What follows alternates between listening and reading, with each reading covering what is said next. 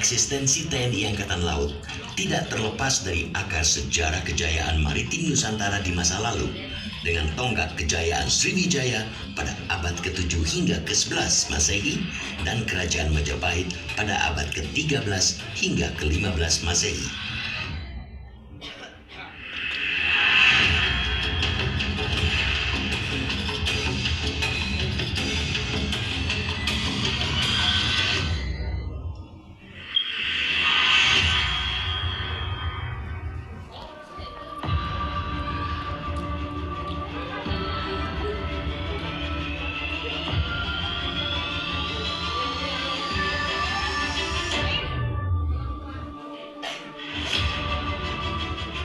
Tatanan ini tidak dapat bertahan dari terjangan gelombang kedatangan bangsa barat yang mengusung sistem monopoli yang ditopang dengan kekuatan bersenjata.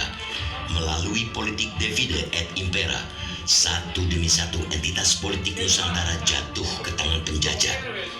Dan sejak itu, kalangan Bumiputra semakin dipinggirkan dalam percaturan politik, ekonomi, dan pertahanan maritim Nusantara.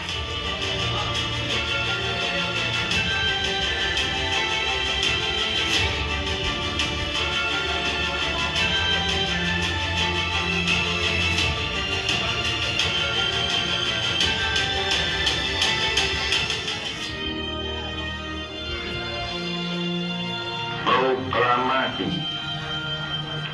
kami, bangsa Indonesia, dengan ini menyatakan kemerdekaan Indonesia. Proklamasi kemerdekaan 17 Agustus 1945 menyadarkan para pemuda Bumiputra yang pernah bekerja di Angkatan Laut dan aktivitas kemaritiman pada masa penjajahan Belanda dan pendudukan Jepang tentang pentingnya sebuah institusi yang menjaga wilayah, aset, dan kepentingan maritim dengan nama Badan Keamanan Rakyat Laut atau BKR Laut. Badan yang dibentuk tanggal 10 September 1945 ini selanjutnya bertransformasi menjadi Angkatan Laut Republik Indonesia atau ALRI. Meskipun memiliki keterbatasan sumber daya selama Perang Kemerdekaan, Angkatan Laut Republik Indonesia selalu mengambil peran dalam menjaga kedaulatan wilayah maritim, menyebarluaskan berita proklamasi, dan melaksanakan ekspedisi lintas laut untuk menyusun kekuatan TNI di luar Pulau Jawa.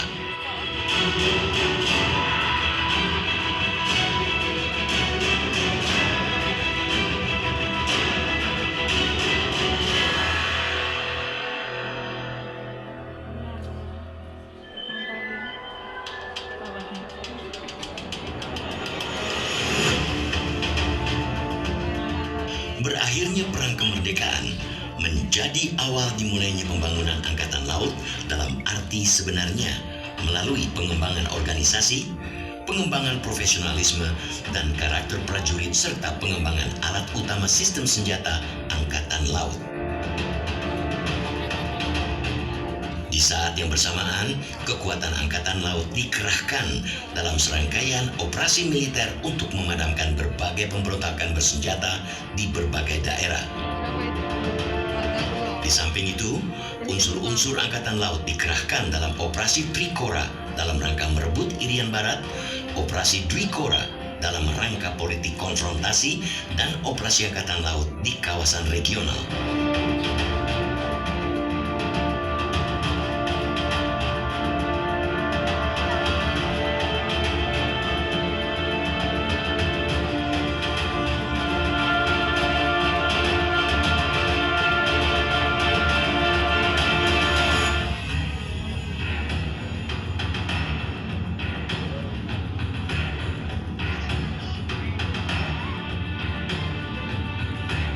Penumpasan pemberontakan komunis dan suksesi kepemimpinan nasional membawa tatanan baru Indonesia memasuki era yang disebut masa pembangunan. Pengembangan kekuatan Angkatan Laut kembali dilakukan dengan memodernisasi Angkatan Laut untuk mampu mengemban tugas-tugas pertahanan keamanan di laut dan tugas-tugas sosial politik yang dibingkai dalam spirit integrasi ABRI.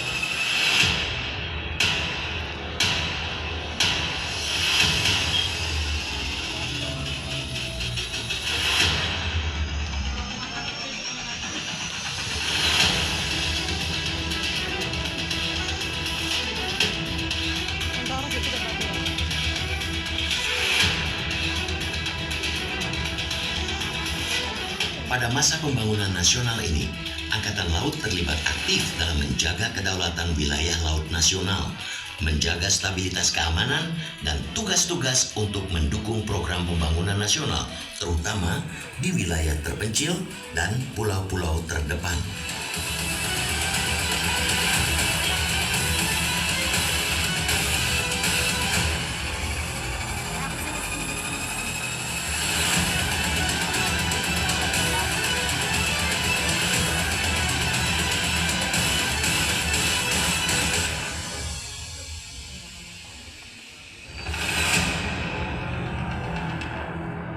Di tahun 1998, reformasi di tahun 1998, bisa SD.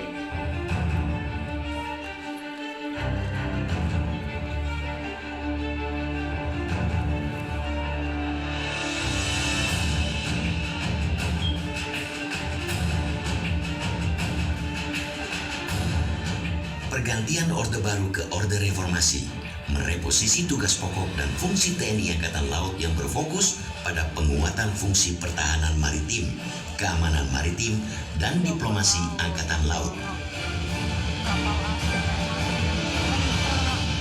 batas air, batas laut sebelah sana itu main bisa begitu, kayak lebih batasi tembak, kalau mancing buat apa? Nggak harus menggunakan negara lain, enggak. Dekatnya begitu tuh, dia masih wilayah Indonesia sampai Jogja.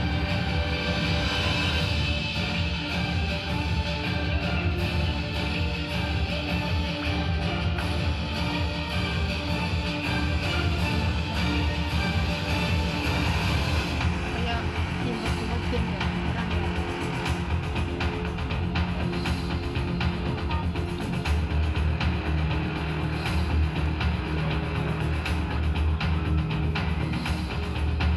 Pembangunan kekuatan dan kemampuan TNI Angkatan Laut berdasarkan jenjang perencanaan yang disesuaikan dengan dinamika ancaman di laut dan perkembangan lingkungan strategis.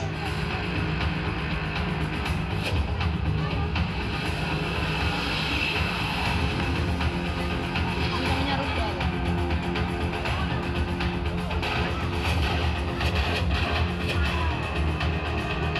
TNI Angkatan Laut dimodernisasi untuk mampu mengemban tugas-tugas pertahanan keamanan di laut dan tugas-tugas sosial kemasyarakatan.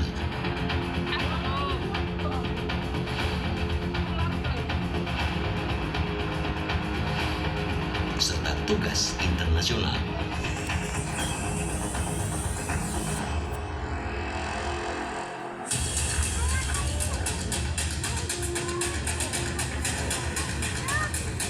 Angkatan Laut bukanlah pembentuk sejarah, tetapi sejarahlah yang membentuk TNI Angkatan Laut untuk menuju masa depan meraih Jalesveva Jaya Mae.